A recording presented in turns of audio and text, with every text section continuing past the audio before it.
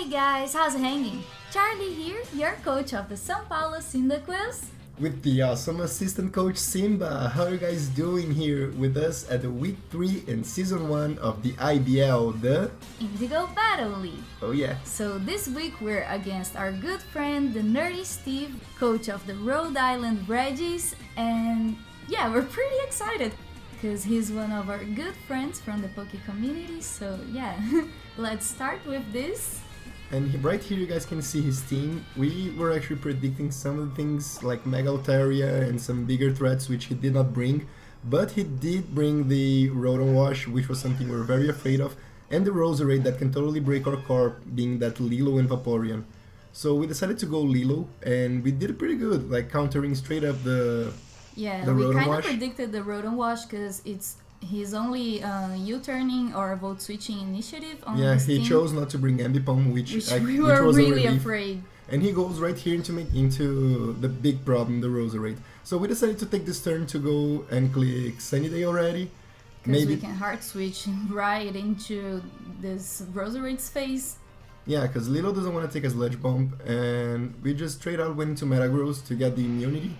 But something happened. Steve already shows the Sleep Powder and puts Metagross to sleep straight up. Which is unfortunate because he can put in some work. He's pretty good against Metagross his team. was one of our primary counters against Roserade since it's a Southwest. So that was unfortunate.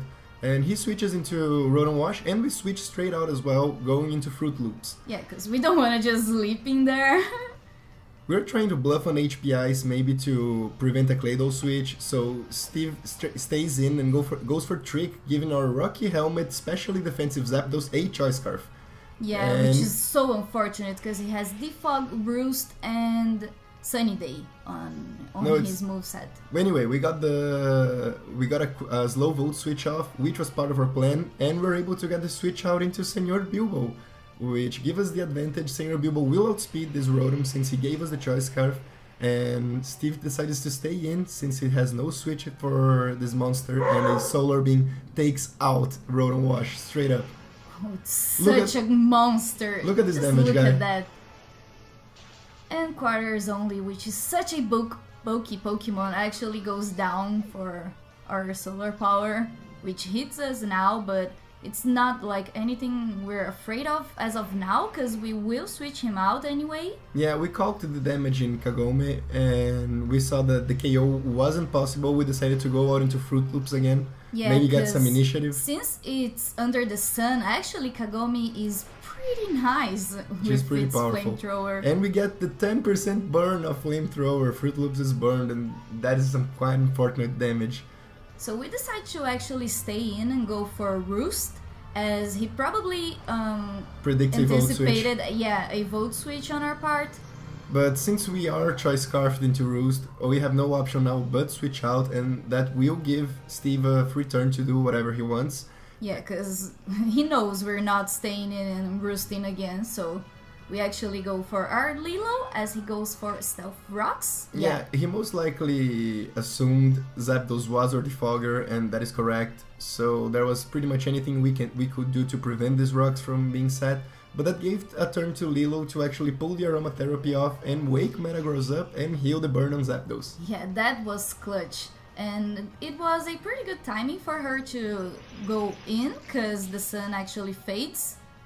And he actually goes for a nice beam, which, well, we eat, I think. Yeah, Meganium is pretty especially defensive invested. She's modest nature though to get some big hits on Claydol and on Regirock.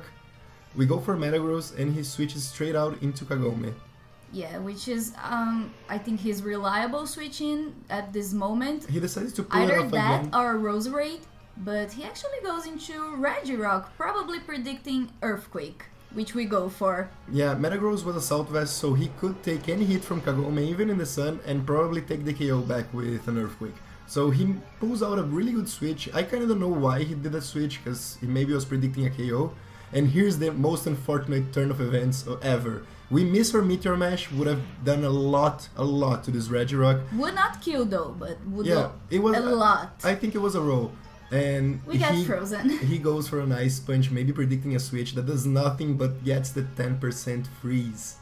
That's so hexy. That's sadness. That's pure sadness. And we go into Cephalothorax, one of the loved ones in our team, or Pink Vaporeon. And as he goes for Earthquake, trying to take Metagross out. And you're gonna see how well Cephalothorax eats that hit. He's he's almost max defensive. Kicked in, giving us like a real good time against this Regirock. Yeah, there was very little this Regirock could do to us, so the switch was pretty predictable, and we showed one of the little tricks up in the sleeve of our Cephalothorax as we go for Baton Pass. Yeah, the slow Baton Pass. So we can get some initiative. Much like our slow Volt switch. Yeah, Honchkrow was a possibility here, but we decided to go for Fruit Loops. Maybe we can thread this thing out, get the defog off, which again was quite predictable, but our team has a big weakness to rock, so we had to get rid of those. We couldn't just afford to not defog at this point, since he gave us the momentum to Baton Pass on him, and he goes for the Sludge Bomb, which does a lot. A lot. And Zapdos is actually especially defensive, and you can see how much that damage does, and here we believe he would go for the Sleep Powder again. So we put the frozen Pokemon out. Yeah, that was a good play on our part, I believe. As he goes for Regirock, maybe to wall this thing out. Maybe thinking that we would stay in. Yeah, but we just hardcore switch out into Lilo here. Maybe because Lilo is our counter for that. This Regirock can do a lot to lots of Pokemon on our team, but Lilo eats his Earthquakes like a monster. And we take the turn to Aromatherapy one more time and get rid of the Freeze Hex, which was very important one more time. Yeah. As the Regirock sets Stealth Rocks again, and so we see that Steve actually brought 2 Stealth Rockers against our team, which was pretty smart. We were really surprised when we saw that in battle. And here you guys gonna see the modest Giga Drain coming in. Look how much damage that does to Regirock. It's amazing. It's outrageous. Like, stop, Lilo, please. You're defensive. There's no need to do that. And here Steve tried to go for Thunder Wave, maybe to outspeed Meganium, which is likely. But again, Meganium is not the fastest Pokemon. It was never her intention to be the fastest Pokemon. And she's paralyzed. She's unable to move. So we're pretty okay. And he withdraws, because even though we're paralyzed, like, his counter for us is not that. It's exactly the Roserade. So which actually breaks through our core like heavily. It tears apart the Meganium Vaporeon core which we built. So we had to bring specially defensive Zapdos as well, so we can pivot that. And here we switch into Maintenance.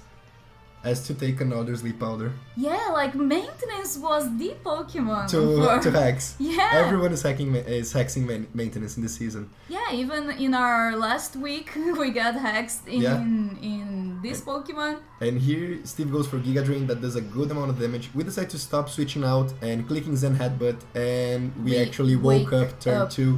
And Zen Headbutt is more than enough to take the biggest threat on Steve's teams, in our opinion, out. Yeah, this like just gave us such relief. Yeah. But Kagome comes out, and we calked that we would leave this flamethrower. The Assault Vest comes so clutch, and Metagross is able to take another kill down Kagome with the Earthquake. So at this moment we are pretty fulfilled with the momentum in battle. Probably letting Metagross go down next turn so we can have a clean switch into whatever we feel like. Because Metagross won't do much unless we go into our Vaporeon and wish for him. So we just go for a Bullet Punch because it will do a good respectable damage. That was a very good play on Steve's part in case we decided to preserve differential or something. Yeah, the Pursuit would take Metagross out. The Pursuit was the right play on this turn. And then we go to Cephalothorax because he can eat pretty much whatever. Most things, but... Burying an Explosion, which we were fearing from Steve. Yeah. We were fearing hard this because like Poison Jab does a lot, but you can wish. But if he explodes, like, it's Cephalothorax down, you know? Yeah. Here I think the only reason he did not explode was maybe fearing a Wish Protect from Vaporeon, since we hadn't revealed our last 2 moves, which were Scald and Roar, in case you watched the team prep. We didn't want to get Mega Altaria Dragon Dancing in our face, and Vaporeon was kind of designed to take that on. So, and actually, here we go for Scald and pick up the KO. Like... I wouldn't think we would pick this KO, because I wouldn't think Scald would do that much. And the Wish comes off, which is awesome for us. The Poison didn't...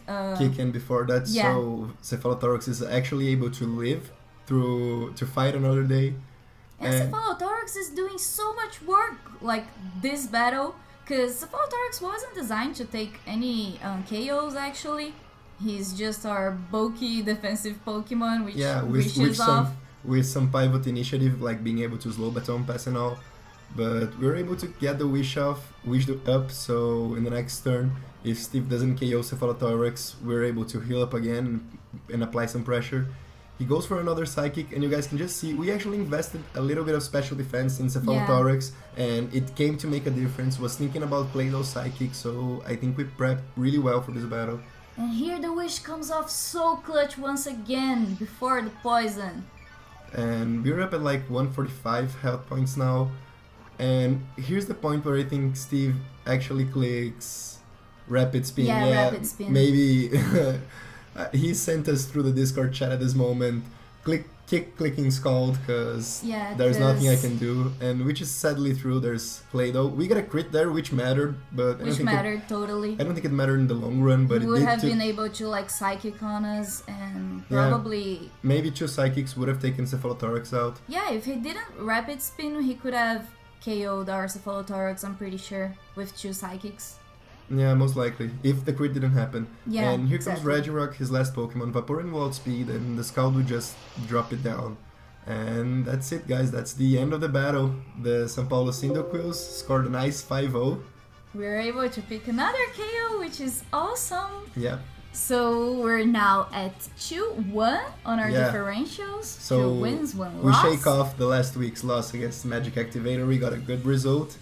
And next week we're going against the Totodiles, coached by Blue Jay on Toast. So keep an eye for that, and we'll see you guys next week. Bye. Bye.